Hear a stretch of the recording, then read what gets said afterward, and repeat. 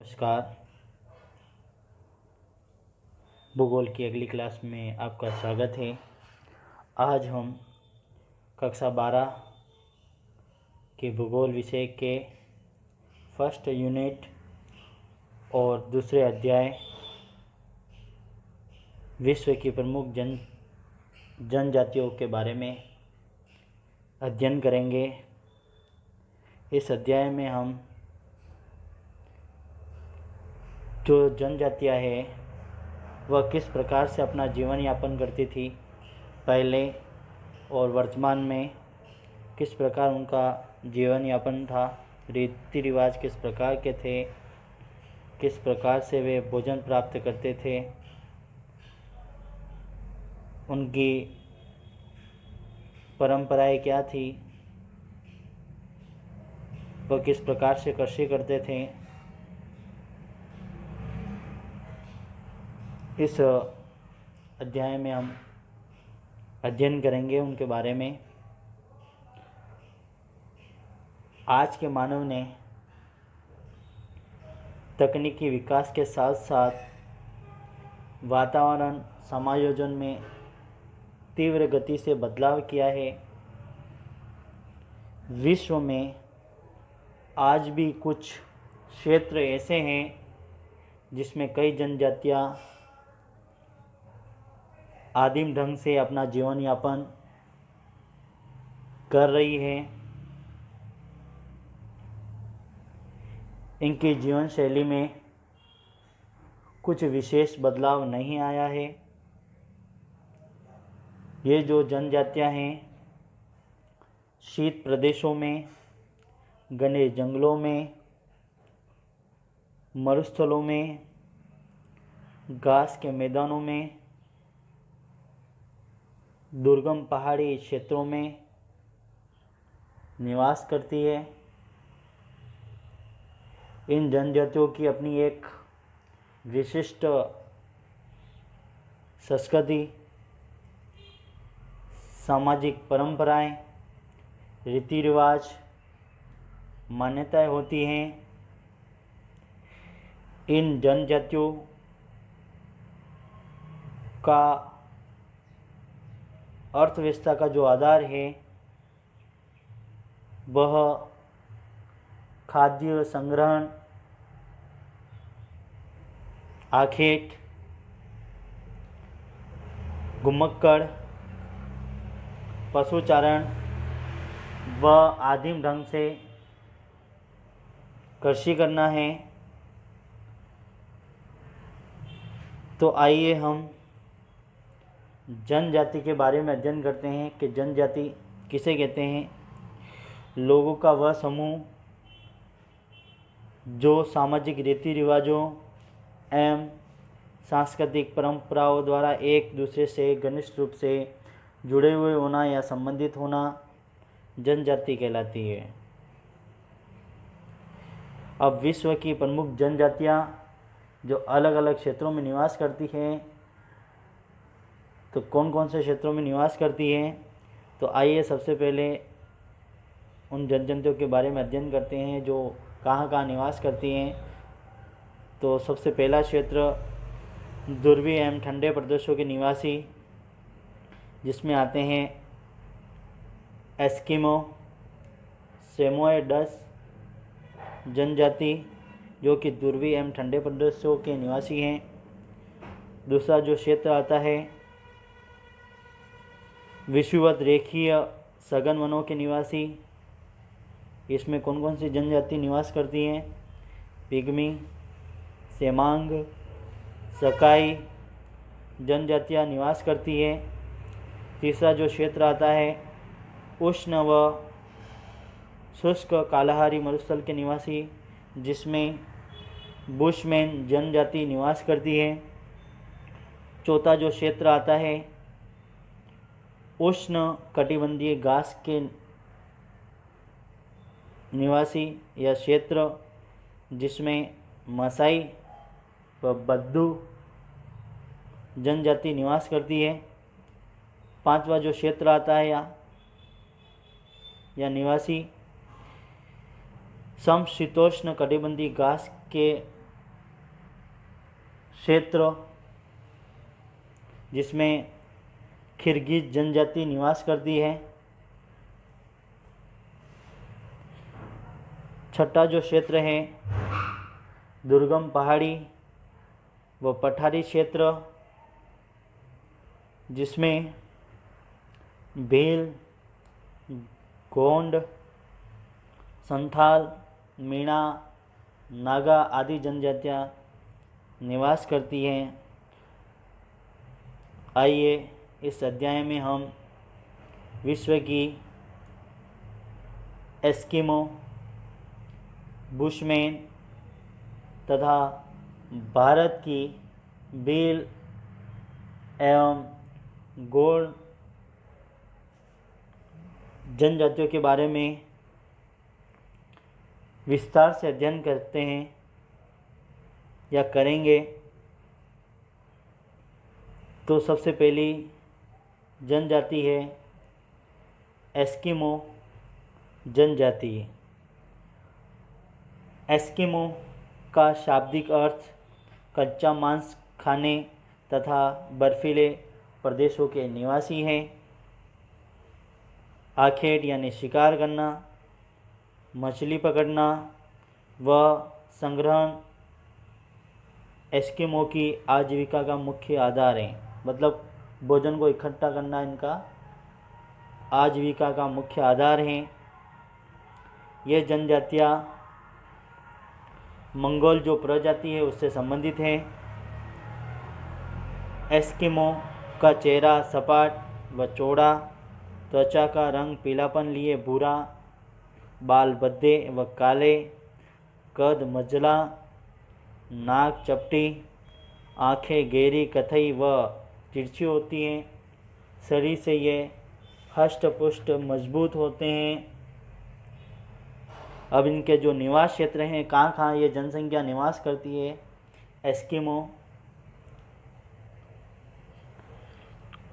Eskimo Arctic tundra प्रदेश, Alaska, Canada, Greenland व उत्तरी Siberia के क्षेत्रों में रहते हैं।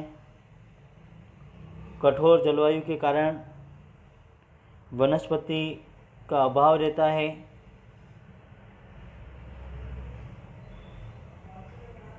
अब हम इसके आर्थिक क्रियाकलाप के बारे में अध्ययन करेंगे एस्किमो के। तो सबसे पहले आता है आखेट, शिकार करना एस्किमो के जीविकापार्जन का एकमात्र साधन है। ये शीतकाल व ग्रीष्मकाल में विभिन्न विधियों से शिकार करते हैं। मतलब शिकार करना इनका एकमात्र क्या है, जीविकोपार्जन है। और ये दो तरीके से शिकार करते हैं। शीतकाल में अलग तरीके से शिकार करते हैं और ग्रीष्मकाल यानी गर्मी की ऋतुओं में ये अलग प्रकार से शिकार करते हैं। तो शीतकालीन आखेट, इस ऋतु में एस्किमो समुद्र तट के किनारे सील मछली का शिकार करते हैं। जब मछली बर्फ के बने छिद्रों में सांस लेने आती है तब एस्किमो द्वारा रखी हड्डी की छड़ हिल जाती है। एस्किमो अपने हथियार हार्पून से मछली का शिकार करते हैं। उसे माउ पाक कहते हैं। माउ पाक जिसका जो शाब्दिक अर्थ है प्रतीक्षा करना, मतलब इंतज़ार करना। शिकार की दूसरी विधि इतुरपाक है, जिसके अंतर्गत शिकारियों द्वारा 2 छिद्र बनाए जाते हैं। एक छिद्र में एक व्यक्ति सील जो मछली है को चारा डालकर बुलाता है तथा दूसरे छिद्र में व्यक्ति संकल्प मिलते ही हारपून से उसका शिकार कर लेता है। सील मछली न केवल भोजन प्रदान करती है बल्कि वह ईंधन भी देती है, मतलब जलाने के लिए काम में भी आती है। सील की चर्बी व अन्य जीवों की चर्बी की तुलना में तुरंत व देर से जलती है और ताप भी अधिक देती है। ये तो हम शीतकालीन आखेट के बारे में पढ़ा। दूसरा, बसंतकालीन आखेट। मार्च में सील मछलियाँ श्वास लेने हेतु बाहर आकर धूप सेकने लगती है, तब उनका शिकार किया जाता है। बसंतकालीन आखेट को उत्तोक कहते हैं। ये शिकारी कुत्तों की मदद से सील मछली का शिकार करते हैं। इस ऋतु में चमड़े से बनी नाव को परिवहन के लिए काम में लेते हैं, जिसे कयाक कहते हैं। चमड़े से बनी जो नाव परिवहन के लिए काम में लेते हैं उसे कयाक कहते हैं। ग्रीष्मकाल में एस्किमो लोग कैरिबो यानी बारहसिंगा का धनुष बाण से शिकार करते हैं। खरगोश, बतख, चिड़ियों का शिकार हल्के भाले से फेंक कर करते हैं।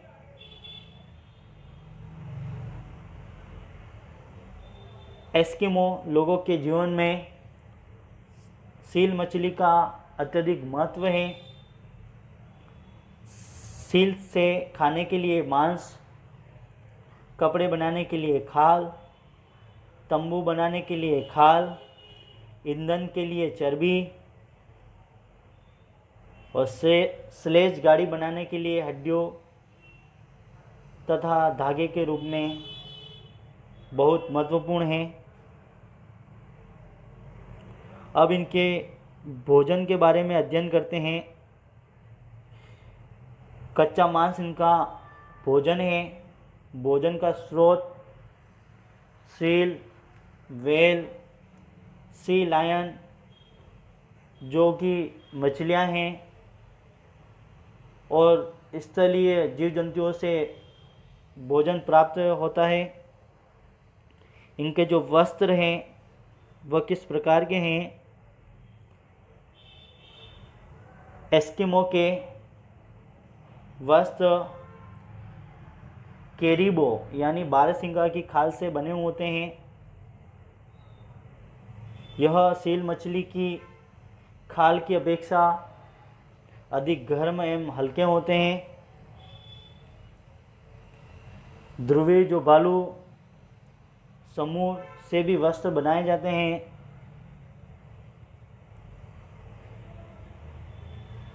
और जो वस्त्र बनाने का जो कार्य किया जाता है वह स्त्रियों के द्वारा किया जाता है। स्त्री और पुरुषों के जो वस्त्र होते हैं वह एक समान ही होते हैं।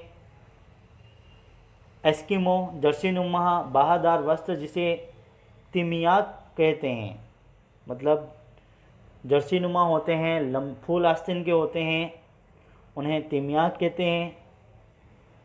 तिमियाक के ऊपर पहने जाने वाला जो कपड़ा होता है या कपड़े होते हैं अनोहाक कहते हैं। सील की खाल से बने जूतों को कार्मिक मुक्लुक्स कहते हैं।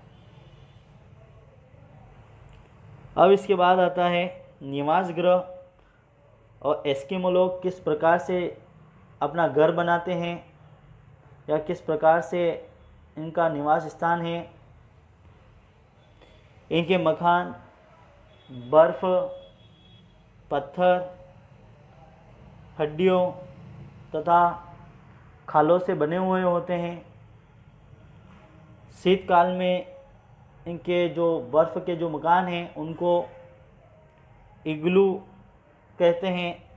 ये ज़मीन से 5 या 6 फीट भूमिगत व 2-3 फीट ऊपर उठे हुए लकड़ी व वेल की हड्डियों से बनाया जाता है। अब यंत्र व उपकरण कौन कौन से शिकार के लिए प्रयोग करते हैं उनके बारे में अध्ययन करते हैं। कयाक, चमड़े से बनी नाव जो कि 5 मीटर लंबी और 1.5 मीटर चौड़ी होती है। उमियाक, बड़ी नाव जो व्हेल मछली के शिकार के दौरान काम में ली जाती है। हार्पून, सील मछलियों के शिकार के लिए प्रयुक्त जो हथियार होता है, जो कि 1.2 से 1.5 मीटर लंबा भालानुमा हथियार होता है जो कि रस्सी से बंधा हुआ होता है। स्लेज, बर्फ पर चलने वाली पहिए विहीन गाड़ी जिसे कुत्ते या रेडियर खींचते हैं। ये तो हमने आर्थिक क्रियाकलाप के बारे में पढ़ा। अब हम इनके समाज व संस्कृति के बारे में अध्ययन करेंगे। ये लोग छोटे छोटे समूहों में रहते हैं। इनका जीवन घुमक्कड़ है, जो कि एक स्थान से दूसरे स्थान पर घूमते रहते हैं। आदिम ढंग से जीवन यापन करते हैं। पितृवंशीय समाज है। बहुपत्नी प्रथा प्रचलित है। ग्रीष्म ऋतु में ये उत्सव मनाते हैं। जादू टोनों में विश्वास रखते हैं। इनकी जो भाषा है वह एल्यूट है। अब इनका वातावरण के साथ किस प्रकार समायोजन है कि ये बर्फ़ से बने जो मकान हैं जिन्हें इग्लू कहा जाता है उनका प्रयोग करते हैं। स्लेज गाड़ी बनाने के लिए वालरस की हड्डियों को काम में लेते हैं। सूर्य की किरणों से बचने के लिए आँखों पर ये आँख कवच का प्रयोग करते हैं। एस्किमो का आधुनिक संस्कृति से किस प्रकार से संबंध रहा है कि 1960 के दशक के पश्चात ये यूरोपियन व अमेरिकी लोगों के संपर्क में आए। कयाक के स्थान पर मोटर चालित नाव व स्लेज के स्थान पर स्नो स्कूटर का प्रयोग बढ़ा। एस्किमो लोगों की जनसंख्या कनाडा व अलास्का में निरंतर बढ़ रही है। इस जनजाति का आधुनिक संस्कृति से संपर्क होने से इनके रीति रिवाज, रहन सहन, खान पान आदि में बदलाव आया है और निरंतर बदलाव होता रह रहा है। इस अध्याय में हमने एस्किमो जनजाति के बारे में पढ़ा, इनके निवास क्षेत्र के बारे में पढ़ा, आर्थिक क्रियाकलाप, शीतकालीन आखेट, बसंतकालीन आखेट, भोजन, वस्त्र, निवास गृह, यंत्र उपकरण के बारे में पढ़ें, सामाजिक और संस्कृति के बारे में पढ़ा, वातावरण के साथ समायोजन और आधुनिक संस्कृति के बारे में पढ़ा। अगली कक्षा में हम बुशमैन जनजाति के बारे में अध्ययन करेंगे। धन्यवाद।